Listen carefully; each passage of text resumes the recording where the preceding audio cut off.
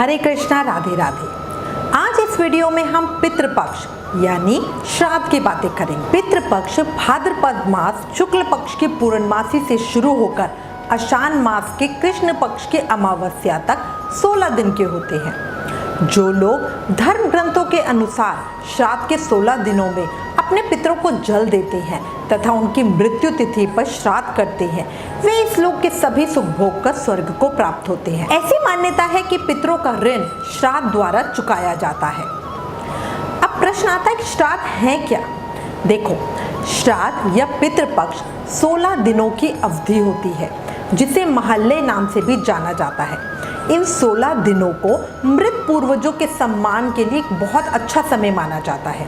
इन 16 दिनों को पितृपक्ष या पितरपक्ष भी कहा जाता है और इसका सबसे लोकप्रिय नाम श्राद्ध पक्ष है। लोग इसे कनागत के नाम से भी पुकारते हैं। वर्ष के किसी भी मास तथा तिथि में स्वर्गवासी हुए पितरों के लिए पितृपक्ष की उसी तिथि को श्राद्ध किया जाता है। मानो कि किसी की मृत्यु श्रावण मास के शुक्ल पक्ष की पंचमी को हुई हो तो पंचमी तिथि को उसका श्राद्ध करेंगे। अगर किसी की मृत्यु कार्तिक मास कृष्ण पक्ष के अष्टमी को हुई हो तो उसका श्राद्ध अष्टमी तिथि को करेंगे। कहने का मतलब है कि हम महीना और पक्ष छोड़कर सिर्फ तिथि देखते हैं। जिस तिथि पर मृत्यु होती है उसी तिथि को श्राद्ध करते हैं। हमारे जो पितर होते हैं वो अपने मृत तिथि पर हमसे एक्सपेक्ट करते हैं कि उनके जो बच्चे हैं वो उनका श्राद्ध कर देंगे। कोशिश करनी चाहिए कि उसी तिथि को श्राद्ध कर दें। यदि तिथि याद ना हो या किसी कारणों से रह जाए तो पितृपक्ष अमावस्या को श्राद्ध जरूर ही करना चाहिए। पूर्णिमा पर देहांत होने से भाद्रपद शुक्ल पूर्णिमा को श्राद्ध करने का विधान है। इसी दिन से श्राद्ध का प्रारंभ भी माना जाता है।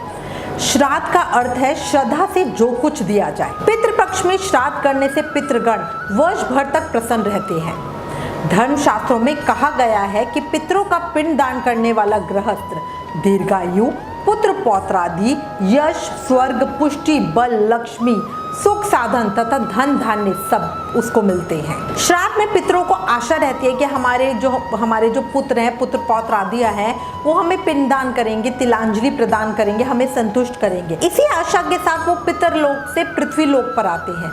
यही कारण है कि हिंदू धर्म शास्त्रों में प्रत्येक हिंदू गृहस्थ को पितृपक्ष में श्राद्ध जरूर ही करना चाहिए। अब हमारे पास एक प्रश्न आया था कि अमेरिका आदि देशों में लोग श्राद्ध नहीं करते तो क्या वहाँ उनके परिजन उन्हें श्राप नहीं देते? देखो, ये सोच गलत है। हमें उनकी संस्कृति और उनके किए कामों के बारे में डिटेल में नहीं पता, इसलिए हम नहीं कह सकते कि वो करते हैं या नहीं, या वो किस तरह से करते हैं। एक कार्टून मूवी है कोको, COCO, कोको।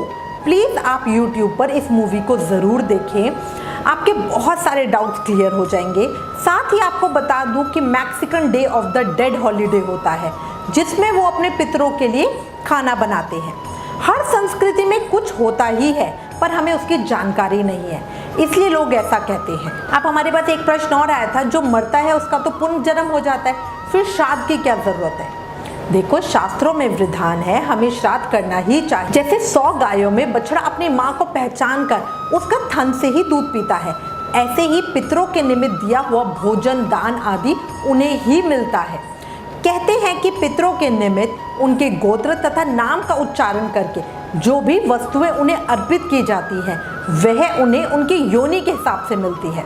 जैसे हमारे पितरों के पितर योनि में होने पर उन्हें सूक्ष्म द्रव्य रूप में, देवलोक में होने पर अमृत रूप में, गंधर्व लोक में होने पर भोग्य रूप में, पशु योनि में होने पर तृण रूप में, सर्प योनि में होने पर वायु रूप में, यश योनि में होने पर पेय रूप में, दानव योनि में होने में मांस रूप में, प्रेत योनि होने में रुधिर रूप में, तथा यदि हमारे पितर मनुष्य योनि में हो तो उन्हें अन्न धन आदि के रूप में प्राप्त होता ही होता है। अर्थात हमारे द्वारा दिया गया दान और श्राद्ध कर्म कतई निष्फल नहीं होता, वो उन तक पहुंचता ही है। अब एक और प्रश्न, ये श्राद्ध करना शुरू कैसे हुआ? देखो, इसके पीछे एक कहानी है, वो बताती हूँ। हिंदुओं के धार्मिक ग्रंथ महाभारत के अनुसार महावीर कर्ण हर रोज गरीबों और जरूरतमंदों को स्वर्ण और कीमती चीजों का दान किया करते थे। लेकिन महाभारत युद्ध के दौरान जब उनकी मृत्यु हुई तो वो स्वर्ग पहुंचे। वहाँ जब भोजन का समय हुआ तो भोजन के रूप में उन्हें हीरे, मोती, स्वर्ण मुद्राएं, रत्न आदि खाने के लिए परोसे गए। इस प्रकार का भोजन मिलने की उन्हें बिल्कुल उम्मीद नहीं थी, इसलिए इस तरह का भोजन देखकर उन्हें बहुत बड़ा झटका लगा।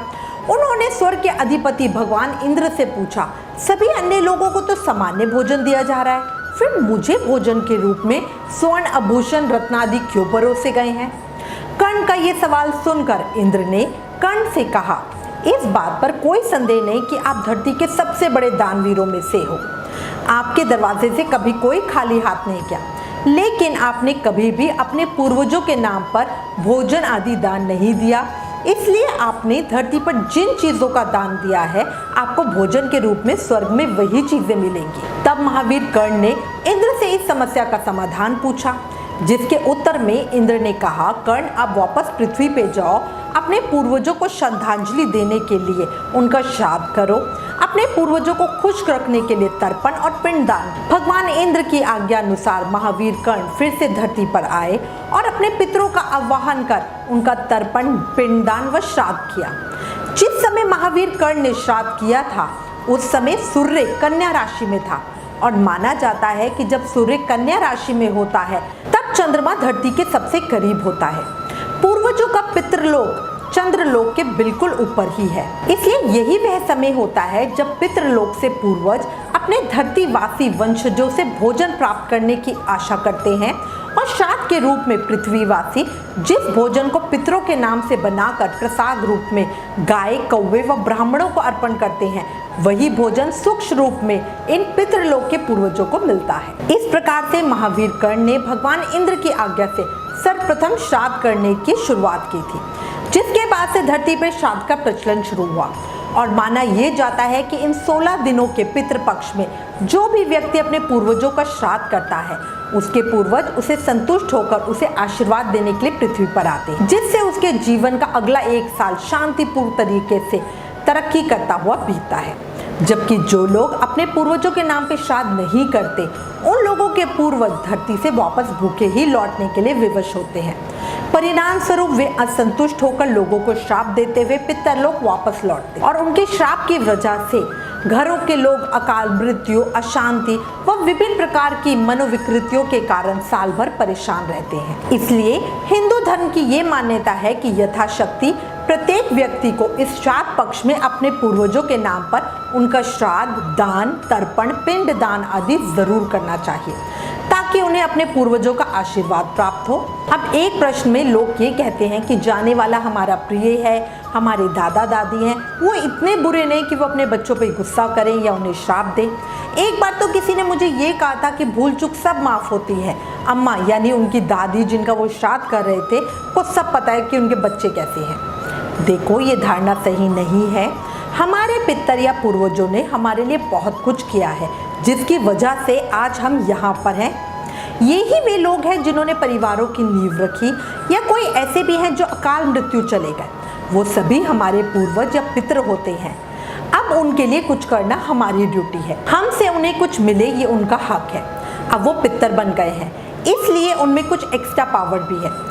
साथ ही ये याद रखो, अगर कोई हमसे खुश होता है तो उसका मन, उसकी आत्मा से अपने आप दुआ निकलती है, और अगर कोई दुखी हो तो उसका मन आत्मा से शाप। अपने पितरों को संतुष्ट करना हम सबका कर्तव्य है। अभी जो कार्टून वीडियो आपको बताई है, प्लीज सब देखना। शायद मजाक में, हंसी में आपको कुछ अपने पितरों की फीलिंग का एहसास हो।